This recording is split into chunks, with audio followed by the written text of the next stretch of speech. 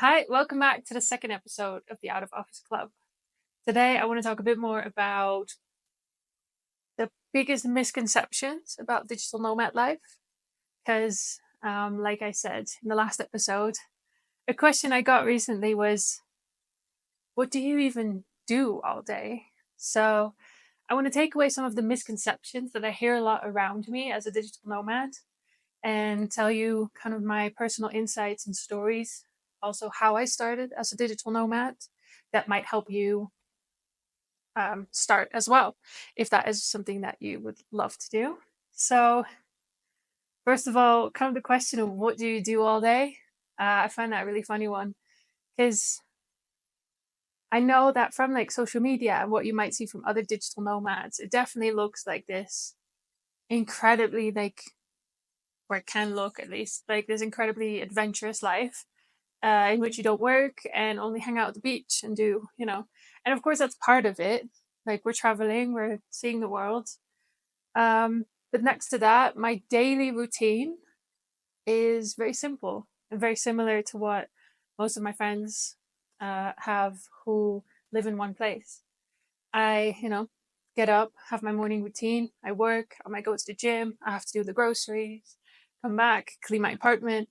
It's really not that different from anyone else's. My only difference is that, of course, sometimes on a random Wednesday, I might go out and do a trip somewhere or hang out on the beach, and instead I'll work on a Saturday. Um, for me, the weekend just isn't that important, which might sound a bit strange, but if I want to do something on a Tuesday and I, of course, can manage it with work, then I'll go and do something on a Tuesday instead of waiting till the Saturday because I'm in charge of my schedule. But on average, my day to day doesn't look that different. I just happen to do my daily routine in a different country. I think that's really it. But yeah, that question definitely made me laugh, and I understand it as well. Another misconception I get a lot is that digital nomad life is very expensive, and this is not to say that travel is cheap because I know it is not. There's a lot of costs that come up that you can't really be prepared for. Things break, things go different, things are cancelled, and all of that costs extra money. But it also depends on how you want to travel. Are you more of a hostel person? Do you not mind staying in hostels because you also want that kind of social aspect to it? I know I've met a lot of people when I was staying in hostels that stayed in hostels for months and just worked from there, and they saved, of course, a lot of money on accommodation because generally hostels are cheaper than a hotel or an Airbnb. Um, so you can make it as cheap or as expensive as you want. Now, of course, because you're also working, it might be a bit more challenging to stay in a hostel and not sleep well or have shitty Wi-Fi. For me, that doesn't work. When I backpacked, I stayed in hostels because I wanted to make friends. Plus, I didn't mind that it was a bit more um, minimal. And also, I was 18. But right now, I'm 28. I want to sleep well. I want to have my own space and I want to have a space to work. So, what I do is I rent Airbnbs. And on average, when you book an Airbnb for a month, you get a monthly discount. So that means generally my apartments, for example, right now I'm in Cusco, Peru. The apartment I have here is slightly bigger than what I need because it's got two bedrooms. So I could have gone a little bit cheaper, but I like this location more. This apartment is 800 euros a month, which I know is not cheap, but it is probably cheaper than what I would pay in the Netherlands, for example, and what a lot of my friends pay in mortgage or rent. And it could have gone cheaper again. Um, but of course, you can also go even more expensive. It just really depends on what you want your experience to be like. I've stayed in cheaper places, but I know that that impacts my mental health. When I stay in an apartment that is not that nice or is too isolated, so too far from the city center, that's when I feel most lonely. While if I'm in a nicer apartment, closer to restaurants and cafes, it means I go out more, I feel happier, my work is better, my mental health, everything just is better. So kind of think about that. What works for you? What makes you happy? What are your limits? What do you need? Because then you'll see maybe traveling doesn't have to be that expensive. I can do a more detailed overview of roughly my spendings a month so that you have an idea of what it would cost. But let me know if that's something you're interested in.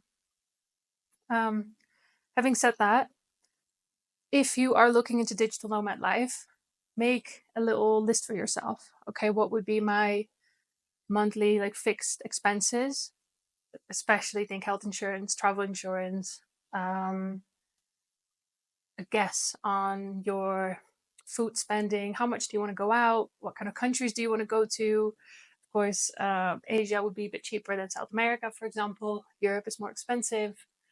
Um, and then you have an idea of what money you would need to earn every month to make it work. So I do not travel that expensive. I'm also, of course, very flexible with when I travel. So I travel on the cheapest days. I stay in Airbnbs that work for me that are not very fancy, but also not too cheap. And that way it works for me. Now, the second, not really misconception, but I think more of a worry that a lot of people have is that digital nomad life must be very lonely. And I will say that I don't think this life is for everyone because it can be very lonely. Um, like I said, if I book the wrong Airbnb, that is too far away, that is not in the right location, that makes me feel very lonely. And of course, you also have to deal with, I think, spending more time by yourself. You travel alone, that's very stressful. Generally, most of my days are spent alone. I work online, which means I don't really have any colleagues that I speak to face to face, same with clients. And it can be challenging to make friends, meet people. But there's definitely ways to do that that then make the whole experience 10 times better. And you learn to rely on yourself. You know, you call with friends a bit more often, or you call your family more often. You learn to really kind of delve into your own hobbies, entertain yourself, and make sure that you have a great time, which I really enjoy. Not every day. There's definitely days where I'm like, oh, I feel lonely. You know, I feel sad. And I think that's normal. Even if you do live in an apartment in one city and you have your friends, there are days where you feel lonely. I just think that that loneliness while traveling is a little bit amplified just because you know you're so far away from your friends and family.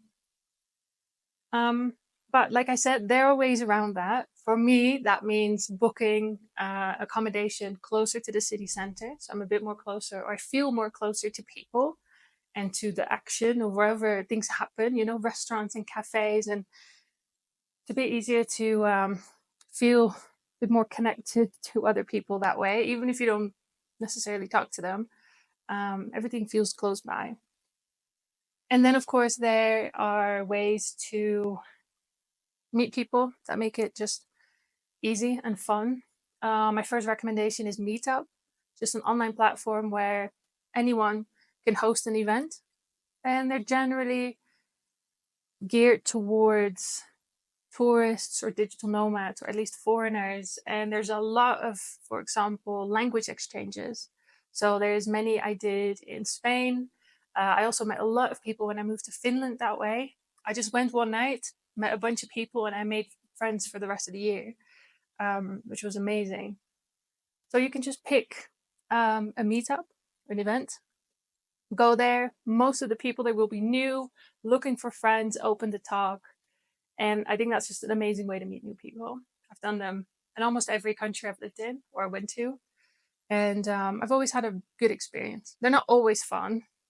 There were a couple that were a bit disappointing, but you know, if you don't go, you won't know. So I highly recommend looking at Meetup to see if there's any meetups in the area that you're at. And my second one is co-working places. I will say I've only done once a co-working accommodation, which was in Crete in Greece. But that did give me two of my best friends, and What's nice about a co-working place, it is basically a co-living place. That's what I meant. A co-living place is basically a co-working place together with accommodation. Now that I say it, you could also go and find co-working places, although I've been to quite a lot, quite a few of those. And it's a bit harder to meet people, I think, just because everyone's working and when they're done, they leave. So a co-living is like a good mix of that.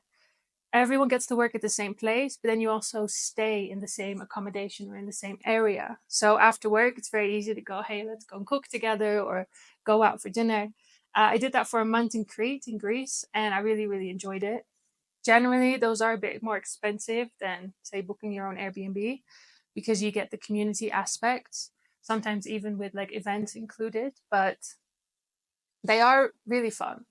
So I recommend doing that if you either want to travel, but you're a little bit afraid still of doing it on your own, or maybe if you know you want to travel on your own, but maybe you just want 1 month or 2 months with a bit more kind of a social feel already included, so that you don't have to put in too much effort to meet new people.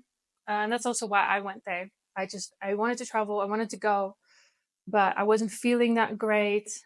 I knew I wasn't feeling as social, as outgoing. So I thought that's a good kind of in between. I get to go, I get to travel by myself, I get to see a beautiful island, but I don't have to go out of my way to try and meet people also in off season. Like I knew I was going to go there in off season, so there weren't that many people anyway. And now I got to stay in a beautiful place with about 10 other people that were all working online during the day. And then in the evening, we would all go out for dinner. So that was a good experience. I highly recommend that. And I think that really combats the kind of loneliness um, experience that people can have or are worried about. Um, a third final, I think, misconception is that the traveling part is really exhausted.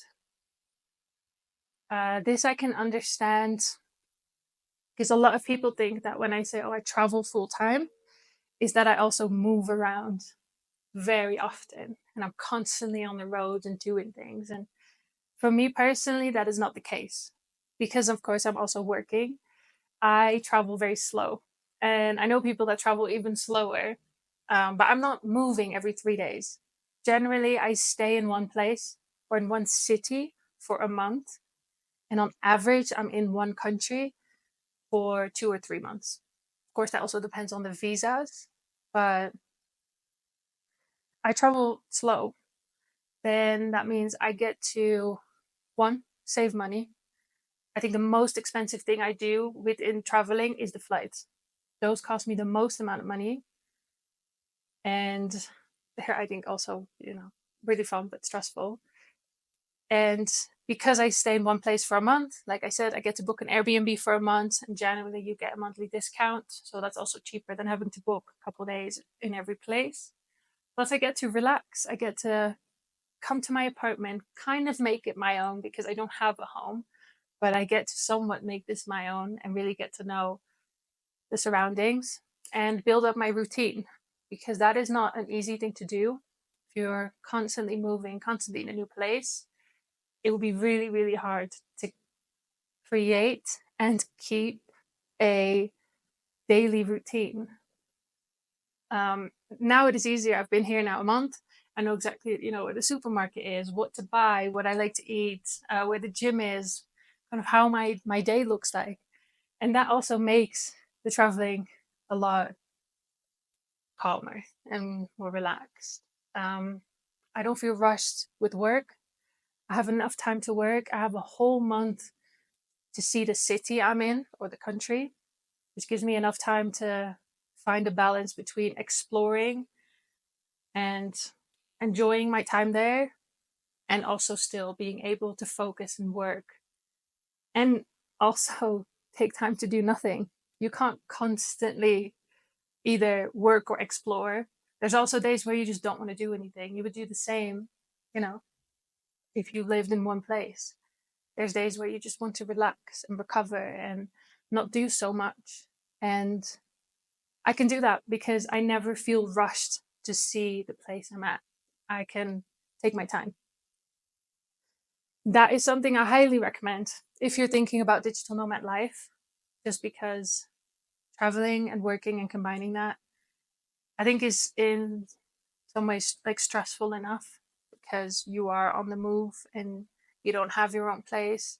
But then traveling slowly makes it more fun and relaxed. Um, I think those are the three biggest misconceptions that I get. I also get asked a lot, "Oh, are you not like bored of traveling yet? Or you're not done yet? Do you not want to like settle down?" I'm like, no, not really. The way I travel is relaxed. Most of my days I am very happy and excited, and I don't want that to end just yet. Maybe in a couple of years, I'll be like, been enough. Or what could also happen is I find a place that I really, really enjoy and I don't want to leave. But I haven't found it yet. So for now, I'm just gonna continue traveling and enjoying kind of my time on the road. But if there are any other misconceptions or not even misconceptions, but just questions that you have about digital nomad life, let me know. Happy to talk about any of them. In the next episodes, I'll talk a bit more about how I started with digital nomad life, how I kind of rolled into it, and some tips on how of what I recommend you to do if you also want to start with digital nomad life. But I hope this little podcast at least helped take away maybe some of your doubts or worries. And if you enjoyed, don't forget to subscribe. Don't forget to follow me on Instagram. That's where I share most of my kind of travel photos and videos. And then I'll see you next week. Bye bye.